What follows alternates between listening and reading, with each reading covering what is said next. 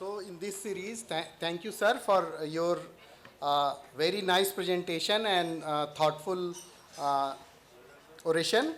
And it's now time for the second oration, which is on the name of again our teacher, Professor Dr. J.K. Agarwal, who is father of endocrinology in India.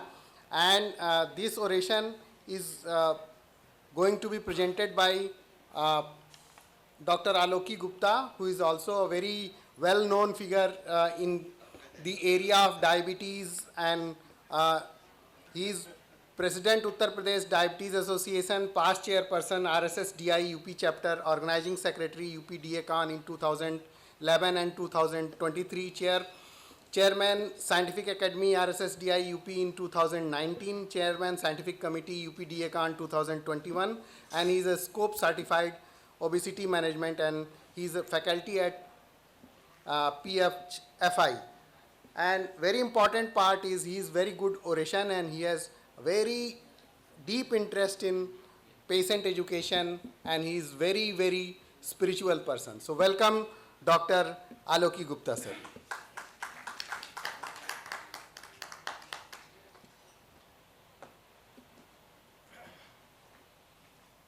Thank you, Dr. Ashutosh and the Cardiacon family. The E in my name is silent, for your kind information. So I have been given the task to talk about CKD and thyroid dysfunction, the interaction. And it is an honor to me that I am giving this talk or oration in the name of Professor J.K. Agarwal. When I started my diabetes practice, he was, as rightly said, that he was the father of endocrinology and diabetes, and I attended few of his workshops at that time in 90s when I started my interest in my diabetes. So I learned many things from him, and really it is a very good, wonderful day for me to give an oration on his name.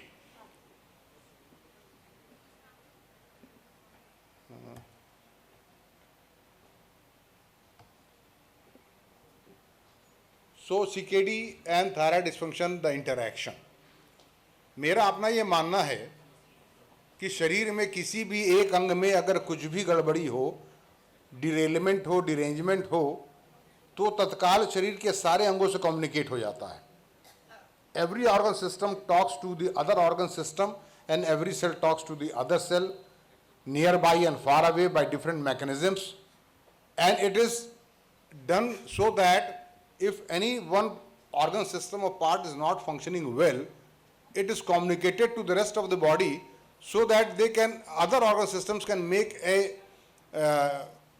adaptive changes to their functioning so that the body functions well.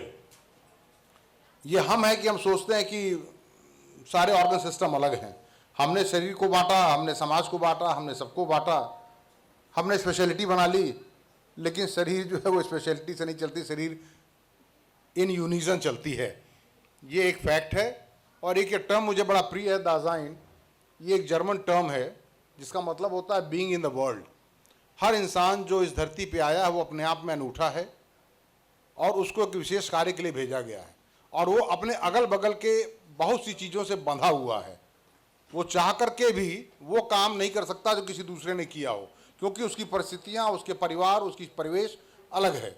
तो हर व्यक्ति अपने आप में अलग है और वो अपने परिवेश से बंधा हुआ है. तो उसी तरह से हमारे शरीर के सारे जो ऑर्गन सिस्टम हैं वो भी आपस में बंधे हुए हैं और स्पेसिफिक काम के लिए आपस में मिलजुल करके काम कर रहे हैं. ये चित्र आप देख रहे हैं, आपको समझ में आ ही रहा होगा क्या है ये, और विनय तोष जी को विशेष करके समझ में आ रहा होगा.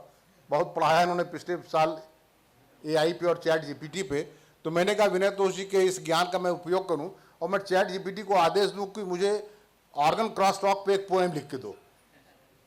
तो इसने एक बहुत लंबा पोएम लिख के दे दिया मुझे. उसमें से मैं कुछ उसके वर्सेस जो हैं आपके सामने रखता हूँ. ये चैट GPT का पोएम है, मेरा नहीं है. In the citadels where glands hold sway, thyroid whispers to kidney far away, a symphony of hormones in the night, echoing secrets in the dimmest light. In this interplay, a rhythm profound, thyroids and kidneys in whispers are bound. Crosstalk between these vital 2 sustains the body, keeps it true. मैं इतना सा छोटा सा आदमी, मैंने कहा 2 line मैं भी लिख दूं, तो ये मेरा लिखा हुआ है कि organs stop to work in harmony, that our body enjoys the health in symphony. तो इसके साथ थायराइड कैसे हमारे बॉडी को रेगुलेट करता है, और फिर थोड़ी सी थायराइड फिजियोलॉजी, और फिर कैसे किडनी डिजीज में थायराइड का फंक्शन इम्पैक्ट होता है, उसको हम देखेंगे. It acts by affecting the metabolism of our body, by development right from the intrauterine life. It affects the development of the body, it affects the protein synthesis, and it also influences the other hormone functioning. So this is how thyroid gland impacts. I am basically talking about thyroid, not parathyroid or C cell.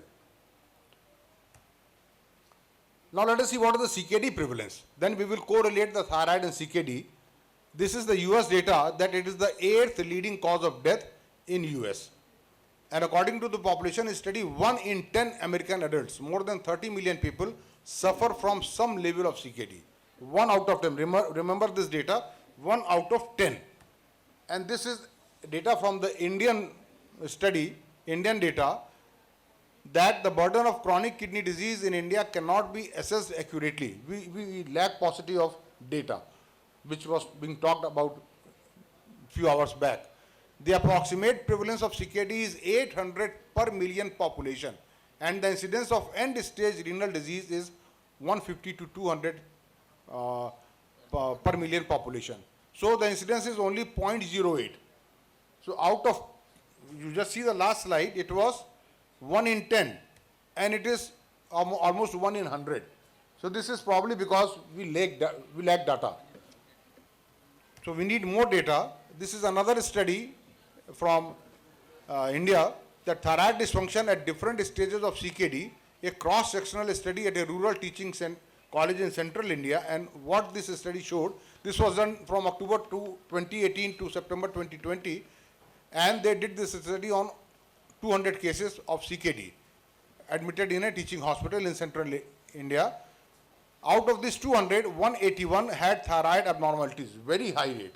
91.5% of these CKD patients had some thyroid abnormalities. Of this, low T3 syndrome was 57%, low T4 syndrome was 23%, and primary hypothyroidism was 10.5%. It is also reported that as the CKD stage advances, TSH levels are increased with a statistically significant difference. But in this another study, this is from Nepal, from Dharan, B. Korala Institute of Medical Sciences, thyroid dysfunction and dyslipidemia in chronic CKD patients.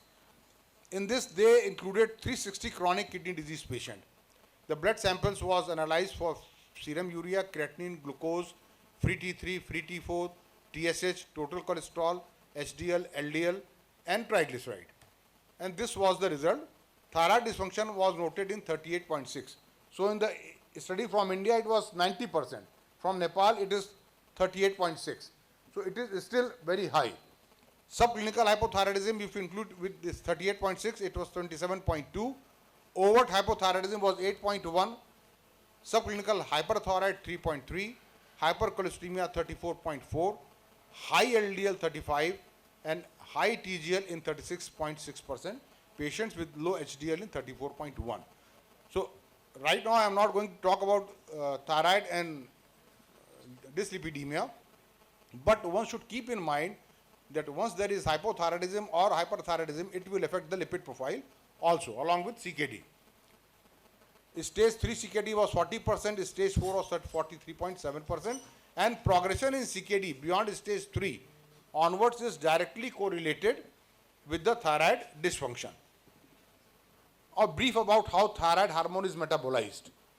We all know that thyroid hormone is synthesized in the thyroid follicles in the thyroid gland, and this includes transportation of inorganic iodide into the follicular cell with iodide sodium co-transporter. Then it combines with tyrosine with the help of TPO, and then it is added to thyroglobulin template where MIT, DIT, and the T3, T4 are formed. and this is stored in the thyroid follicle, in the colloid. When their need arises, this is again retransported to thyroid follicle, and from there it is released into the circulation, basically as a T4 and some amount as T3.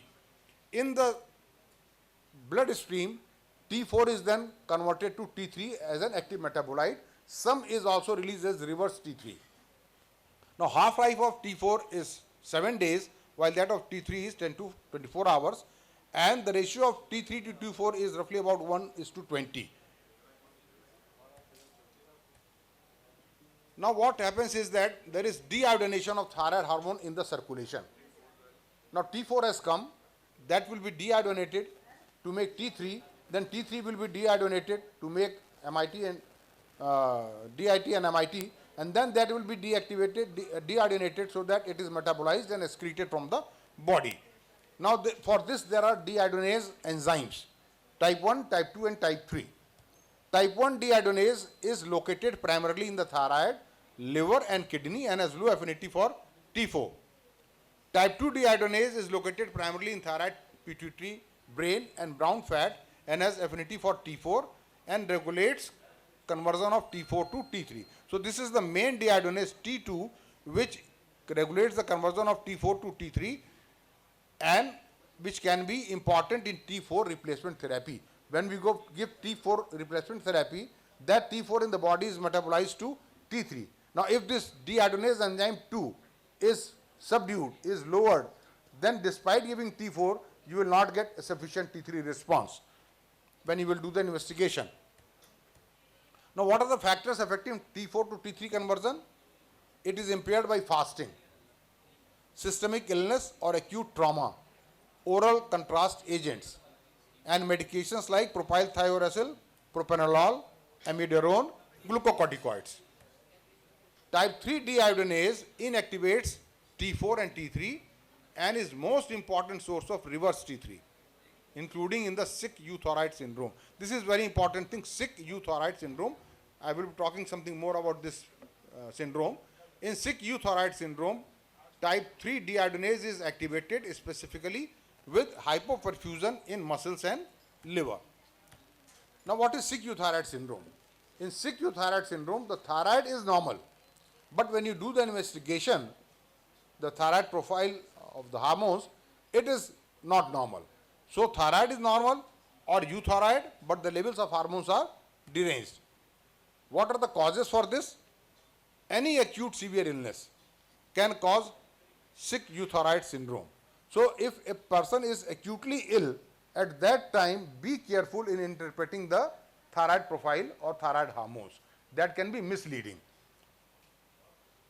Because when a person is sick, the body wants that the metabolism should go down because body is sick.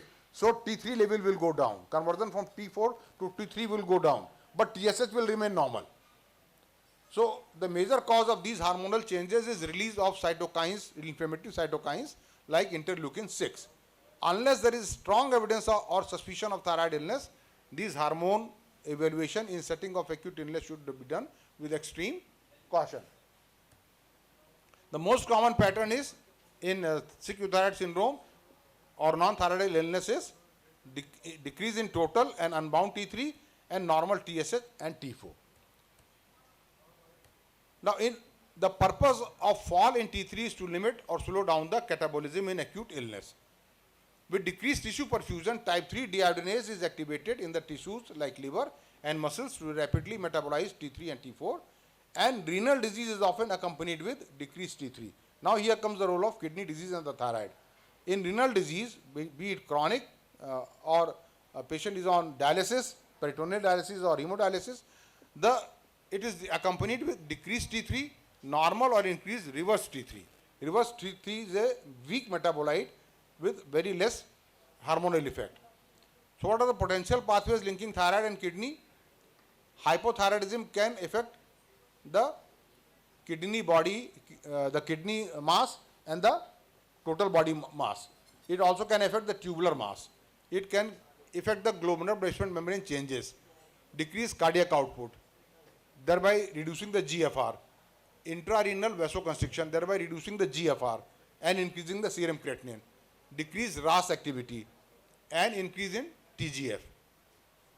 Also, it will lead to iodine excess because iodine is not being excreted from the kidney. So that excess iodine can have two effects.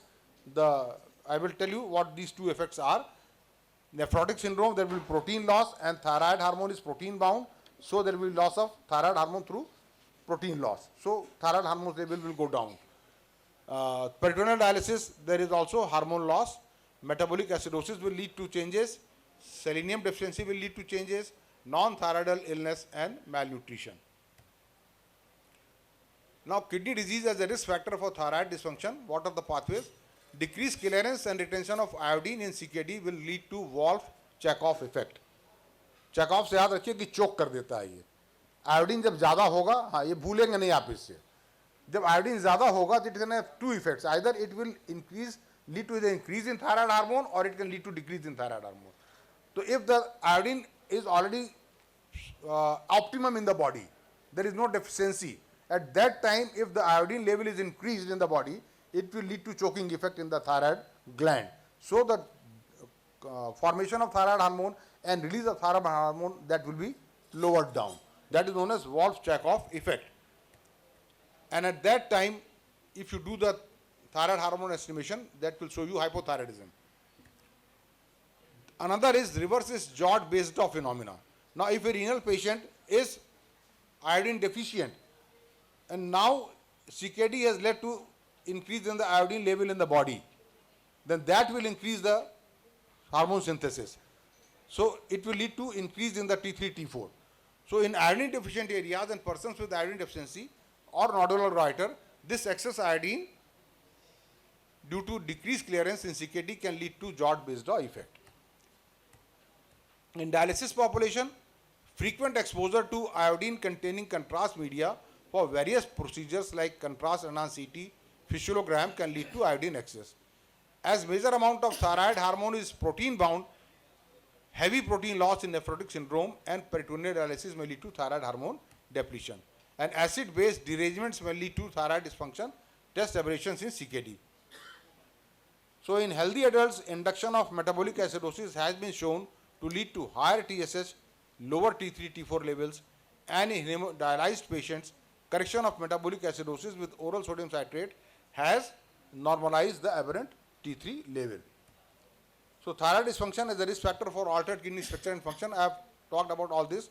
Reduced kidney size, trunculated tubular mass, various glomerular basement membrane changes including reduced glomerular basement membrane volume and area, glomerular basement membrane thickening, mesangial matrix expansion, increased glomerular capillary permeability to proteins.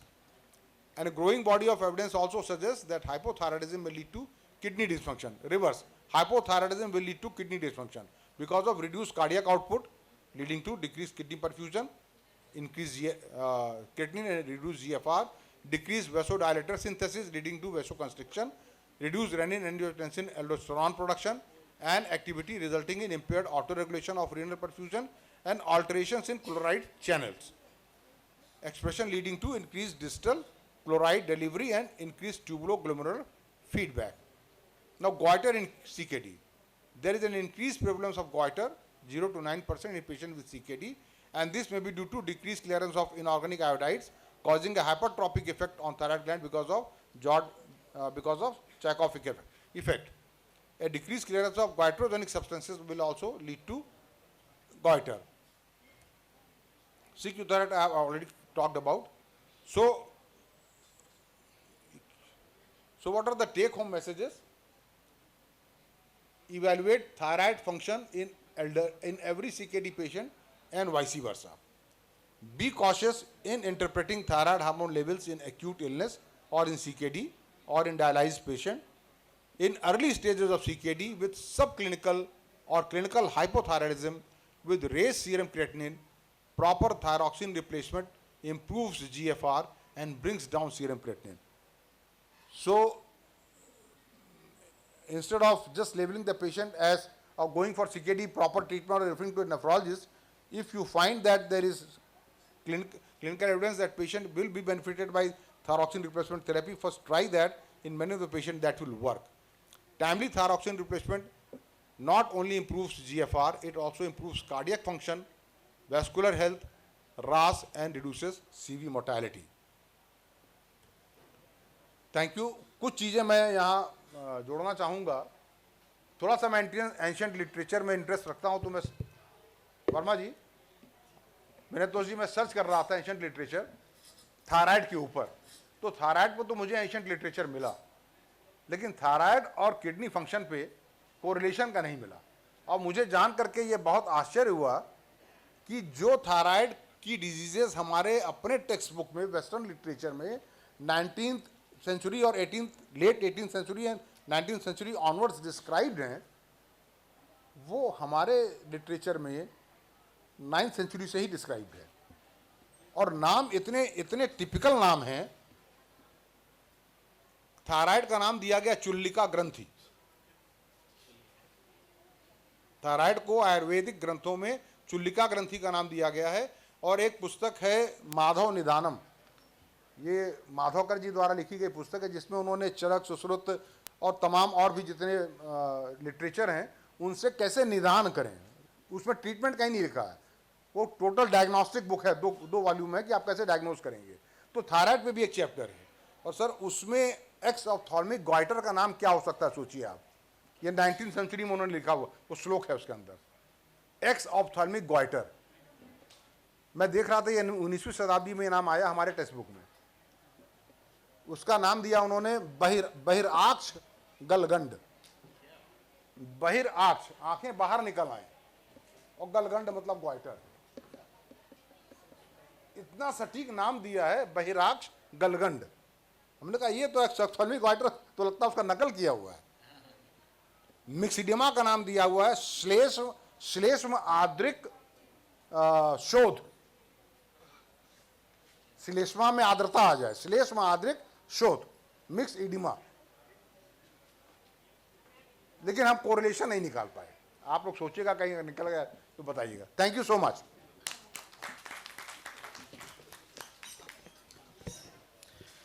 Thank you, Dr. Alok Gupta, for giving this very elusive, I will say that very important things which you correlate from the ancient literature. That is very nice. And you are very right. जो कुछ आज हम पढ़ रहे हैं हमारे यहाँ सब था, परंतु वो लिखित मात्रा में नहीं था. ज़्यादातर वो सुना सुनाई बातें थीं. लिखित बहुत बाद में आया. और लिखित जो प्रमाण आपने बताए हैं वो उपलब्ध हैं. डायबिटीज में भी ऐसा है, मधुमेह में भी ऐसा है. अगर चरक संहिता में आप पढ़ें तो टाइप 1 और टाइप 2 को उन्होंने बहुत ब्यूटीफुली लिखा है. उन्होंने कहा है कृश का है डायबिटीज और स्थूल का है. सर डायबिटीज इंसिपिडस भी डिस्क्राइब्ड है उदक में. बिल्कुल. और उन्होंने बहुत अच्छा कहा कि जो कृश का है डायबिटीज है इसका इलाज कठिन है, स्थूल वाले की इलाज आसान है. ऐसा उन्होंने तब लिख दिया था. तो लेकिन अब यही है ना कि इन चीज़ों को लोग पसंद नहीं करते हैं और आजकल के लोग विस्मृत कर चुके हैं. बहुत अच्छा किया आपने कोरिलेशन निकाला, बहुत बढ़िया, धन्यवाद.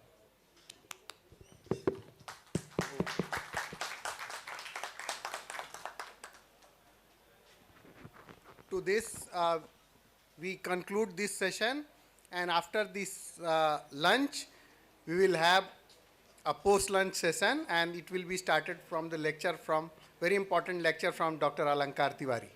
So kindly proceed for the lunch. And all the chairperson, now it will be a 30-minute break for the lunch, and after that we will again assemble in this hall, and I will request all the chairperson and speakers to come to the selfie point for the felicitation.